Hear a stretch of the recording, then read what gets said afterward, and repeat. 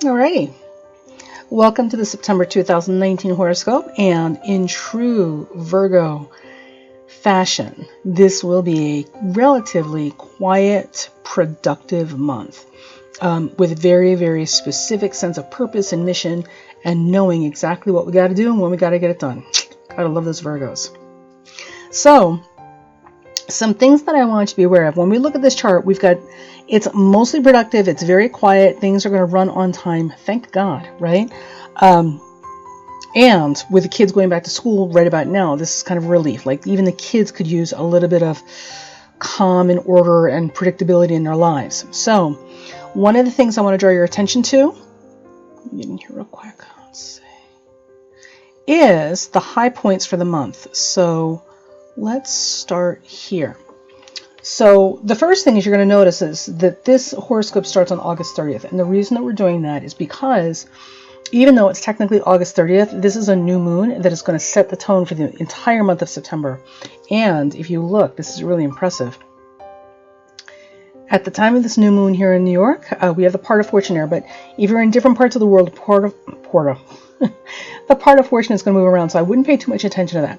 If you look, though, we have Mercury, the moon, the sun, Mars, and Venus all lined up together in a big old puppy pile in Virgo. Now, this could be good, this could be bad, depending on how your personal chart interacts with Virgo energy and also how prone to chaos and high drama you are. People, you know who you are. But for the rest of us who work very well in structure and organization and understanding where things are and are problem solvers. The problem solvers are going to shine this month. As well as the communicators. This is the month to watch. It's going to be a heck of a nice, good, progressive month where things get done. Now, this isn't to say that it's not without its issues. I mean, nothing's perfect, right?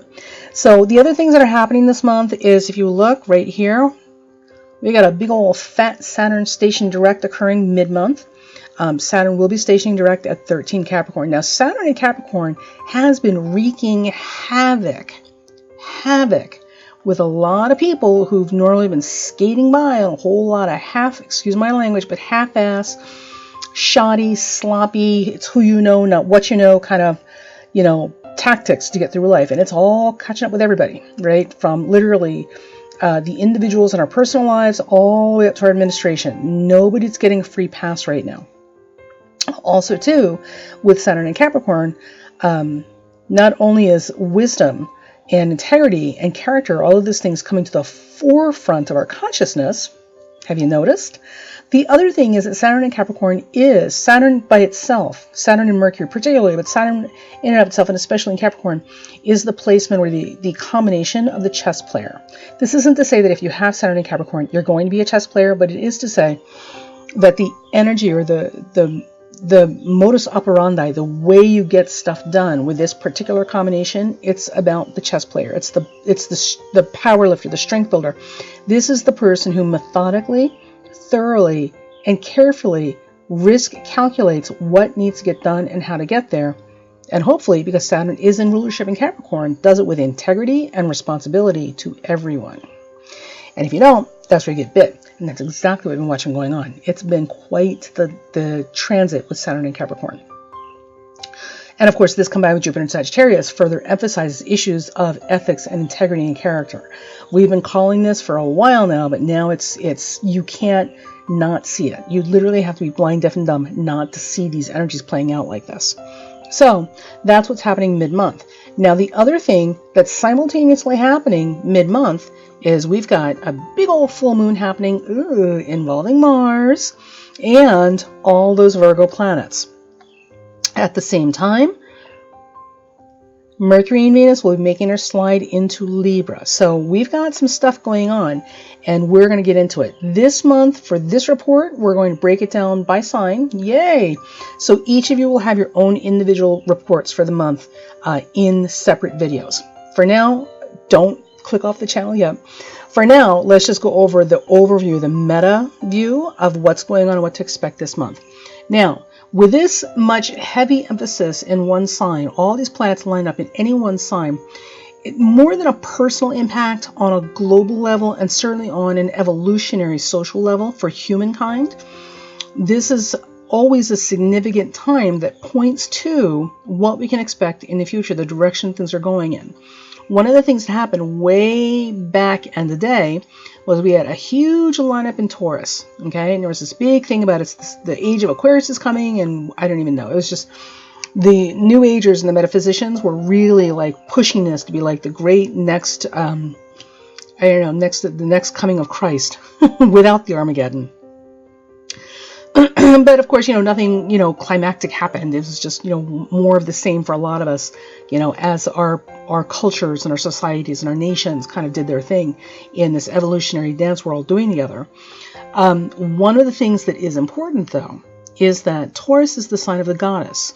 And if we go back, I'll check the date and put it in the comments. But if we go back to about the time that lineup occurred and all those Taurus planets would be about the time that the rise or elevation in consciousness had a lot to do with goddess energy and womankind and womanhood and understanding the importance and value of the feminine, not only as people, and the importance of mother and taking care of issues regarding reproductive rights, as mothers, or potential mothers.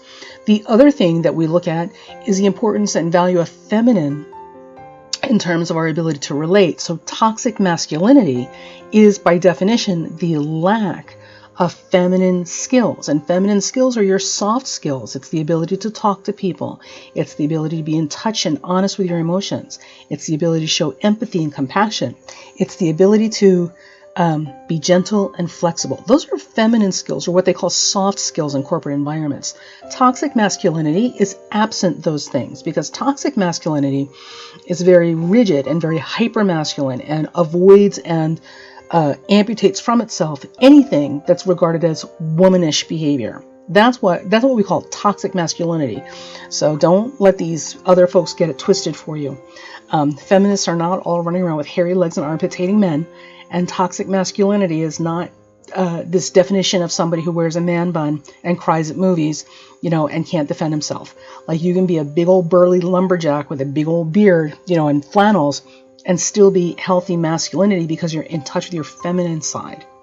All right, because it's healthier. Toxic masculinity means that you take all the representations of manhood masculinity and you become a caricature of that. You're not even a human anymore, a balanced person. You're this cartoon character like Rambo, who's never not Rambo, like 24/7 Rambo. Like, nobody wants to go to bed with a guy wearing a big old belt of ammunition with a thing tied around his head, like ready for battle every second. I'm just saying, they're a little hard to have breakfast with. So when we had that huge lineup in Taurus, it symbolized, on a global evolutionary level, the rise of the goddess in our consciousness, right? Understanding the value of the feminine. And also things specific to reproductive rights and food sources.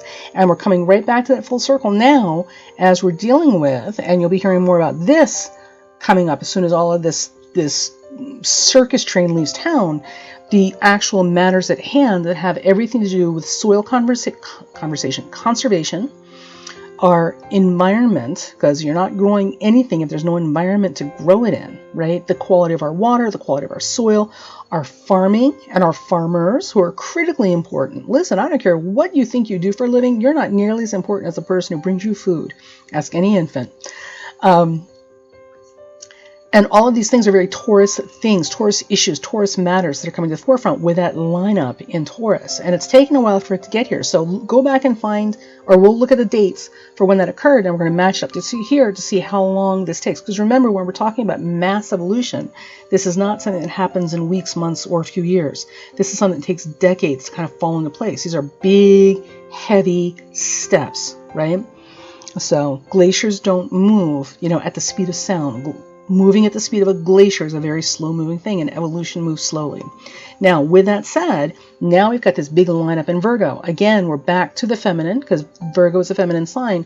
But remember, and Virgo is very underrepresented, Virgo is the sign of the problem solver. Virgo's whole trip in this life, evolutionarily speaking, and in terms of how you are supposed to work with this energy if you have it in your chart, your function in life is to bring order out of chaos.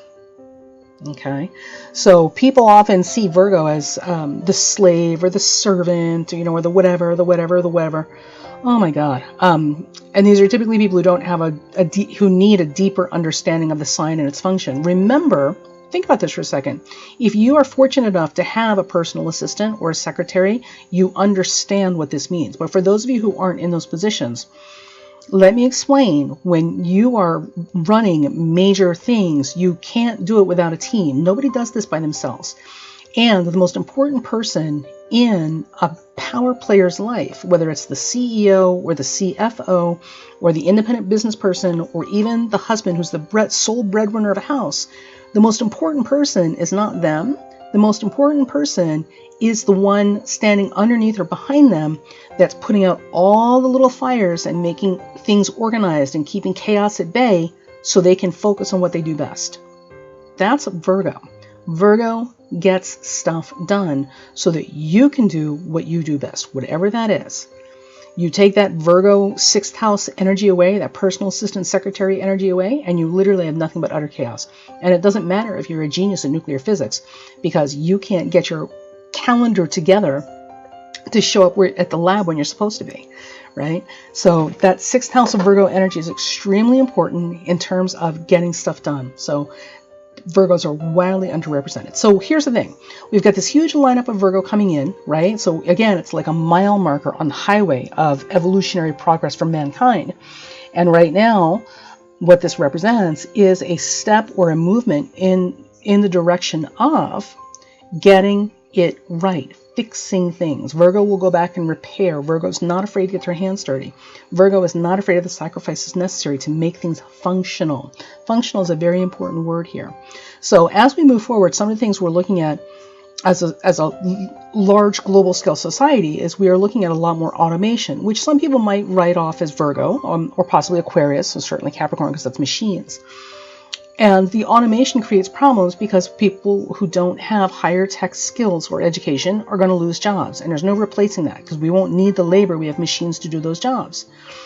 Virgo is very much about getting in and fixing problems, streamlining things, making them functional. Virgo wants everybody to work because everybody's contribution matters and everybody should contribute. So one of the things that and Virgo rules the workplace. One of the things we can look forward to, count your blessings because we'll get there, is when this Virgo energy really starts to ripen, when that seed starts to break and the seedling, the sprout that we're expecting from all this Virgo energy comes into fruition. One of the things that we can look for is for Virgo to literally create new jobs, at multiple tiers and levels of education and skill so that everybody can contribute. Okay, so it's not like we're all going to be starving to death in the street. We'll get there, but it's there. The other thing, Virgo is very much about health and fitness. So all this Virgo energy is also going to bring us to a much more innovative and greater appreciation, understanding of the need for health and fitness and wellness. Okay, because modern society obviously is not doing such great stuff for us. Monsanto with all their GMO stuff is not helping either. In their best attempts to make profit and or safeguard us against starvation in the future as a mass of people, they're not doing so great right now. They're not having a great track record. And also, there's some issues in the United States with them getting rid of the scientists in the agricultural departments, which is a whole conversation we're not going to get into now. But there are forces at play right now that are actively working towards bringing us to Armageddon, because in their mind, they are the chosen ones. They're all going to heaven, and the rest of us are going to perish on earth. That's why they want Armageddon. I don't know what fantasy land these people live in, but listen, if you want Armageddon, you should go have it on your own little island amongst yourselves. The rest of us have children we need to look out for. I'm just saying, anytime a religion tells you that death is the only option to enlightenment, there's a problem, right? And not natural death either. So, this is what we got. All this Virgo stuff, man. Big stuff. This is a mile marker in the progress of our consciousness. Now, for the month of September, let's bring it all back, right? For the month of September, here's what I want you guys to look at. So the first thing is all these Virgo planets makes a beautiful trine to that Uranus. So what this does is this activates or engages that Uranian energy. So we can look for breakthroughs, and we can look for innovation, and we can, oh, the truth is going to come tumbling out. Boy, if it hasn't been one long parade of unexpected truths popping up everywhere, you ain't seen nothing yet. September's got it down. Because remember, Virgo's a sign of details. And the one thing a liar can't do is keep their details straight. Or they give you too many details, and then they get them all confused. So all this Virgo, Taurus, Uranus, Virgo energy, Mercury energy, we should expect to see lots of conversations and issues that have to do with power grids, believe it or not, power sources, the internet law, intellectual property law, trademark law, things that have to do with putting your stamp and signature on something that is uniquely yours. We should also, because Virgo and Taurus also rule food and foodstuffs, we should see a lot of conversations about agriculture, the need to protect soil and water, right, land and water. And also Monsanto should be back in the, I would expect Monsanto to be back in the news this month, only because he is the Goliath when it comes to genetically modified foods, and all of the not great stuff that comes with it. But certainly look for issues around that popping up this month, huge, excuse me, as well. Now, also this month, look, we've got a grand trine happening involving Saturn, Pluto, Uranus, and all these Virgo planets. So at various points in time, these Virgo planets are going to move and set up trines. Change colors here. Are going to set up trines to both Uranus, and then move down and set up trines to Saturn, and then trines to Pluto. As this occurs, what we're going to look at, it's almost like a combination lock, turning and those tumblers falling into place. So we can expect things to either unlock, right? Think literally surprises exploding all over the place, all sorts of truths coming out of the dark, or things locking into place. So there may be situations and event this month that literally kind of lock into place, and that's it. Now it's what is it? Detonation time. Now it's go time. Okay. So there are situations and things that will occur this month that have been waiting for the right circumstances to come together for initiation or launch. Could be good, could be bad, depends on your personal chart, and also depends on what you've been up to, quite frankly.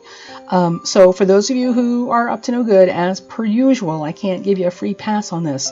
But I will say, at any other time, these things might have been easier. But if you're actively out here trying to be deceptive and exploitive to other people, right? Because, and here's why I say that. Neptune is in Pisces. Pisces is the sign of compassion and universal man. Neptune is the sign of the Christ energy, or the Christ love, right? The ability to love everyone equally as if they were yourselves, maybe more than you love yourself. So there's that, right? Saturn in Pluto,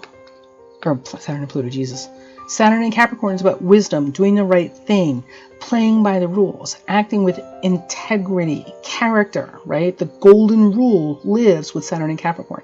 People who carry that position in their natal charts don't get away with anything, right? And when they do, when it does come back to bite them, and it does, it's a heavier penalty than with other people because they are expected to know better because they're carrying this in their chart. Now, the other, also look, Jupiter's in Sagittarius. Ethics, visionary, the future, what's right for everyone, the principle of the thing, okay? And again, Jupiter in Sagittarius is the same thing. It demands that you do the right thing. Jupiter and Neptune is prone to rationalization, but in all fairness, they still will act as with the intent of doing the right thing, even if it turns out to be the wrong thing. Their mistakes are usually well intended. So all of this, right, with this means that under any other circumstance you might have gotten away with some hinky, shady nonsense. You know what I mean? Like stealing the candy bar, taking advantage of somebody who, clearly needed a life lesson, like, dude, this is why you don't do this, ha ha ha, whatever, right? This is not the month. This will come back to hurt you in so many ways. So there's no getting out or around this. Now, for those of you who are trying to do the right thing or are not that person, the good news is that when these tumblers fall in place and things lock into position, and then we have launch, so the launch code has been entered. This could easily begin a cycle for you in your life where you have opportunities, golden opportunities presented to you to move forward in a big way. And sometimes they don't show up as big things. Sometimes it's just a little thing. You get introduced to somebody who later in your life is going to turn out to be the most important person you know. You never know how these miracles and magic manifest, but it will be there. So that's your encouragement to do the right thing and keep doing it, and keep your eyes peeled this month for important connections. And also to remember, Virgo is the sign of details. The devil is in the details. Details, details, details. The problem, of course, is you're going to get a lot of people like, oh my God, but Neptune, Pisces, blah. We know how this goes, right? So here's the thing. With Virgo, Pisces energy, compassion, sacrifice, doing the right thing, kindness and decency will get you far with this aspect. So operating from a place of integrity with a sense of ethics, with a strong sterling character, living by the golden rule, and using that Virgo Pisces energy to be of service to mankind or be of service to the less fortunate, to be a kind and decent person in action, not theory. This is the secret to getting through this month with rewards instead of penalties. Remember that. Now, for people who are not that, what's going to happen is they're going to have a whole lot of nonsense happening, and they're going to feel victimized and horrible, and oh my God, it's so bad, and damn Neptune, and they're going to give you these horrible stories about things that are legitimately happening, that are probably legitimately horrible, but at the end of the day, they may not be giving you all the details, and it may not be as bad as it sounds, because they may not be seeing or willing to look at how they have failed to themselves in these situations or contributed to these horrible cosmic penalties that are coming around to bite them. So this isn't to say that everybody's a bad person who's not having a great time in September, but it is to say there's a lot of self-deception that's also possible for folks during this month. Okay. Now, the other thing I want you guys to keep in mind for this month, two things. This whole cavalry of planets in Virgo will transition into Libra around mid-month. So we're going to go from Virgo to Libra, literally like a conga line moving into the next sign. And both of these signs are very much about other people. So this is not the month to be self-serving. This is definitely the month to be aware of other people and to try to do what's right and fair for everybody involved. We don't want you to be a doormat, but at the same time, understand that this cannot be the whole dog-eat-dog, Wall Street wolf kind of mentality. That's not how this is going to go. Well, at least not well, anyway. As it moves in Libra, any seeds we planted under this Virgo cascade of planets, any seeds we planted here, we will see starting to grow into full fruition and manifestation once it hits Libra. The thing I want you guys to remember, and this is why this is important, we think of Libra as the sign of the diplomat and the peacemaker, and the artist and the lover and the poet, and the beauty queen, blah, blah, blah, right? The dilettante. Libra is also the sign of war. Don't you kid yourself. Libra is the strategist. The difference between Libra and Aries, because Aries is the sign of the warrior, right? The difference is that Libra is bloodless. Libra will not get their hands dirty. So when it comes to strategy and a bloodless murder, right, or a clean hands, a sort of crime, Libra is the one responsible for that. So Libra is the one that is the tactical warfare expert. Aries is the foot soldier that's just kind of in your face, very direct about it. Libra's the one to watch because they're the ones who'll get you. They'll smile in your face and slide a knife in your ribs. With all these planets moving into Libra at this time, it's going to be very difficult to determine who's the friend, who's the ally, and who's the enemy. Okay, because Libran energy, when it's in warfare mode, will not let you know that you are their target. All right. And I know because of Hollywood and these movies we've had out, right? That all seems also very sexy, double agent sort of stuff. But in practice, in real life down here, this is not okay. This is not fun. So be careful this month that you are not planting seeds for acrimonious relationships that you don't want coming around and sneaking up behind you later. Because people are going to be a lot less than honest and straightforward once we move into those Libra, those planets moving those Libra signs. Which isn't to say that people doing underhand things are not going to get punished for it and get away with it. I mean, the problem is once we move into Libra and people start doing this stuff and people retaliate and they think they're getting away with it, they're not going to get away with it either. So everybody's going to know what's going on. They're going to get exposed for what they're doing, but man, the mess and the pain, and it's just easier to avoid that aggravation as much as you can. So there. All right. Other things of note, we've got a major full moon occurring here, right, on September 14th. It will involve Mars. So Mars will be opposing Neptune, right? And the full moon is right there also at that degree. So here, let me do this. This full moon on the 14th, there's a lot going on. It's going to be a really weird time. So try not to make any firm commitments around that time. Try not to get involved in anything that seems too good to be true. Be very aware that victims will be bigger victims. And I don't mean this in a facetious, sarcastic sense. I mean this legitimately, literally. Victims will be even bigger victims or sacrificial lambs during this time than at other times. So we want to minimize the amount of pain and trauma in this world because there's plenty of it these days, plenty of it.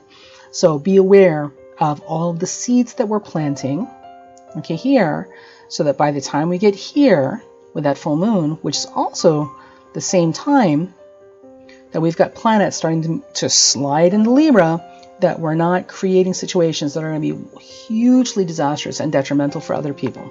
I mean, certainly not for ourselves, but we also don't want to throw other people under the bus either. All right.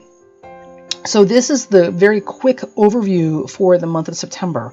We're going to get into the individual scopes. So we're trying new things. We're getting individual scopes for everybody in separate videos. So look for them after this. All right. Bye. All right, so we're going to make this really quick. So remember I was talking about those Taurus planets, that big lineup we had? Well, apparently it occurred May 3rd or 4th in 2000. There's a very good article. I'll put the link down there or you can find it yourself by Henry Seltzer. Okay, and it was the new moon of May 3rd. So at that time, we had Sun, Mercury, Venus, Mars, the North Node, all in Taurus. Huge deal. And, you know, of course, we didn't see anything significant in the immediate sense happening after this occurred. But all of the themes that I'm telling you about were present, and we saw them play out like over the years, and certainly starting immediately after that. Because in 2000, George W. Bush, the alcoholic, was voted into office. And the first thing this man did and his administration did was in 2001, they instituted a take back of funds to not us, but to poor countries that we have been helping to try and build into some semblance of economic betterment so that we can all be better trading partners. Took back the ability and right for them to get funding if they supported or practiced safe abortions or any abortions at all. So this right here. So I'm not going to get too much into this, but I will say this is where it started. When we talk about issues and this whole Taurus lineup that happened in 2000 being the goddess energy, and the goddess being about the feminine energy and the value of the feminine and also reproduction, because Taurus the bull, right?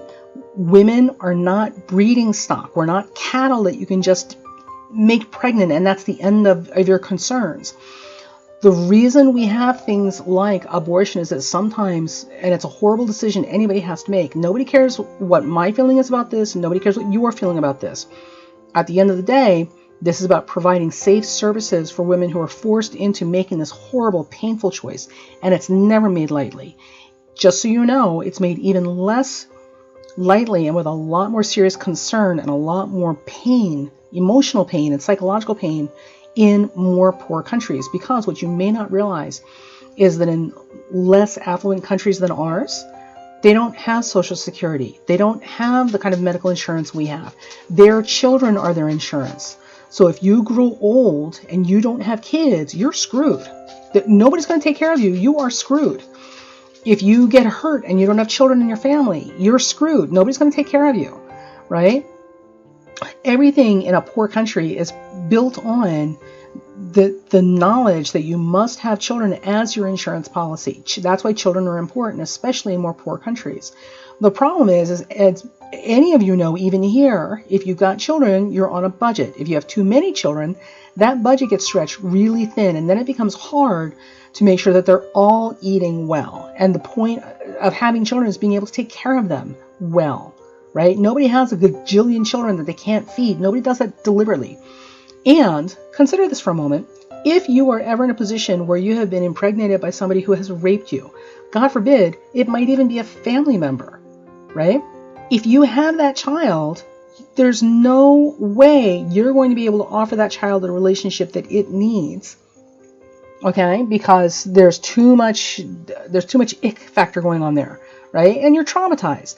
And so to ask a woman who has been raped, right, and is now pregnant to give birth to a child she doesn't want from a sexual encounter she didn't want, okay, is the second trauma after the first. And then to tell her that her only option is to either raise this child knowing that she's emotionally debilitated in many ways from being able to do this adequately for the child, or give the child up for adoption to complete strangers and admit that she has failed as a woman to be able to raise her child.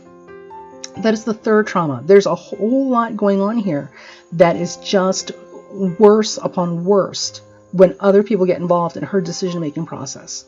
So if a woman comes to a point where she must, or it's necessary for her to have an abortion, we should all be respecting her right to make those decisions with the safest, most well thought out, meaningful options available to her. And also remember, it's not just grown women having abortions. We're talking about young girls, very young girls, who end up pregnant that shouldn't be because someone, somewhere, did something they weren't supposed to be doing with her. And very young girls are often terrified to tell people that they're pregnant, so they will end up like much further along in her pregnancy than we would like for something like the morning after pill to be effective. All right. I mean, do you really want your 11-year-old niece getting pregnant by some neighborhood man who like cornered her, or some little junior high boy who thought it was funny? These things happen all the time. We have to be realistic about this. So abortion is very much about reproduction and a woman's right to control her reproductive process and to be an active and knowledgeable and empowered participant in her family planning. All right. When you can have babies, you're more than welcome to make your own decisions about whether or not you're going to go through with a complete pregnancy. Birth defects, rape products, whatever, like all those things that make a pregnancy untenable, you're welcome to go right ahead and make those decisions for yourself. But if you are not in a position to have children because you're too old now, or you're a man, or something in between, you don't get to make that choice for other people because you can't make it for yourself. So this happened. W got in office 2000, 2001. This is the first thing he did. And it literally, that whole administration, the entire time, it just spiraled. And this is where the whole expression, the war on women, came from. So it's all about that. There was also the Violence Against Women Act that this administration fought against, making it acceptable for violence against women to occur. There was a whole lot of bad stuff going on. And this is what was happening with all of this constellation in Taurus. We were becoming really aware and committed to, okay, women as being valuable. The goddess was rising, and she was saying enough is enough, because we've had hundreds and hundreds of years of this that has gone on without any remark or notice or pushback. And now we're standing up and pushing back.